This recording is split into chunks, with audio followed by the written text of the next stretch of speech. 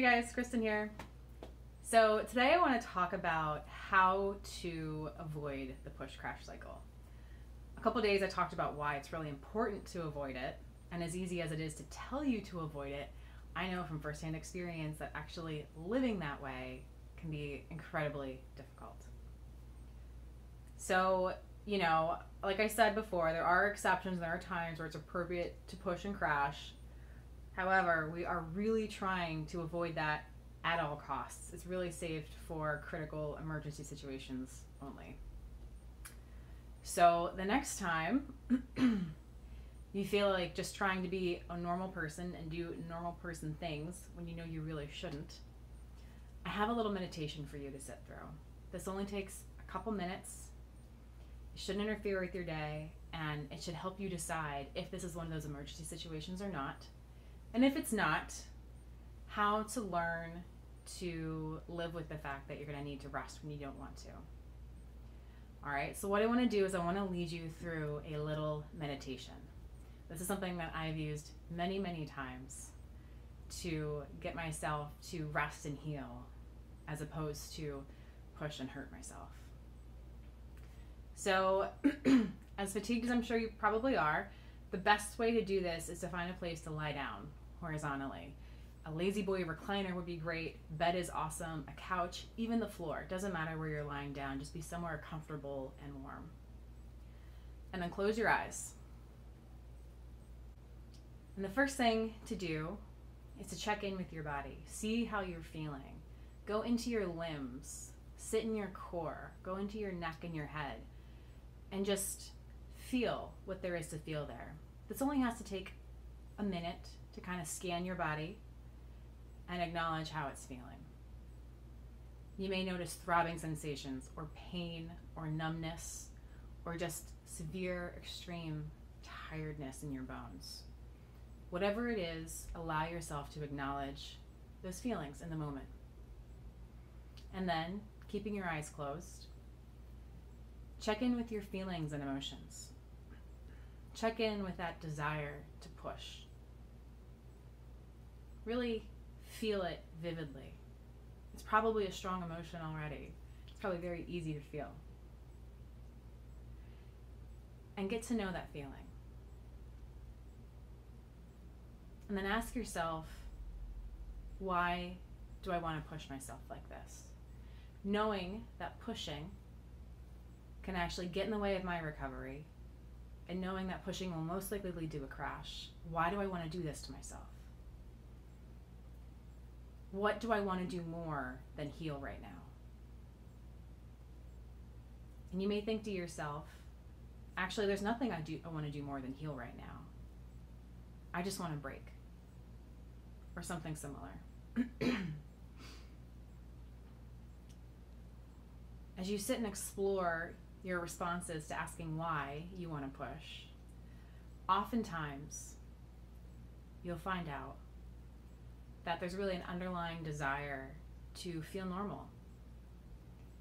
There's an underlying desire to pursue a certain goal. There's a desire to rekindle a relationship that's gone a little cold. There are real core human needs behind your desire to push.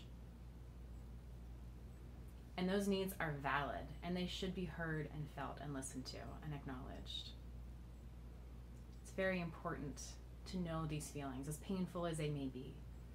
Because if you don't rekindle that relationship, you may be afraid of feeling lonely. If you don't go after your goals again, you may be afraid of feeling like a failure, that you'll never go anywhere. And it's once we get to know those underlying reasons for wanting to push that we're really connected with ourselves, and that we're really in a place to utilize the healing mindset. Because when we can acknowledge to ourselves, I'm afraid of being lonely, or I'm afraid of never accomplishing anything, that's when we can start to address those underlying needs. So as you're lying there, you can ask yourself, is this push I'm going to do right now, is it going to get me where I want to be? Is it going to reach that goal? Is it going to rekindle that relationship? Is it going to make me feel normal again? And the answer might be yeah, in which case it might be worth the push crash cycle. But if the answer is no, or maybe not, or probably not, then that's a good sign that it's not worth the push. Because if something's only going to give you temporary relief, a temporary respite from fear of loneliness, is it really worth sacrificing your recovery? Is it really worth taking 2 steps back to take 1 step forward in this other direction? And the answer is usually no, especially when we still have severe chronic fatigue. Healing has to become our number 1 priority if we're going to recover from this.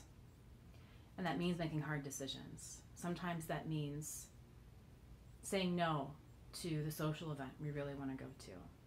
Sometimes it means deciding to put our goals and dreams on the back burner until we heal. However, to help give you a little more hope in this case, and this is hope that got me through my recovery, a big underlying fear that I discovered was one of never getting to be successful and never getting to share my vision with the world. And I had to choose to put that on the back burner because I was able to do this because I realized that I could never reach the goal through the push crash cycle. The push crash cycle was never going to get me where I wanted to be, ever. It would always just be attempts at getting there. But if I could focus on healing and I could actually get my life back first, I knew that getting my life back meant that I would be able to fully devote myself to my goals.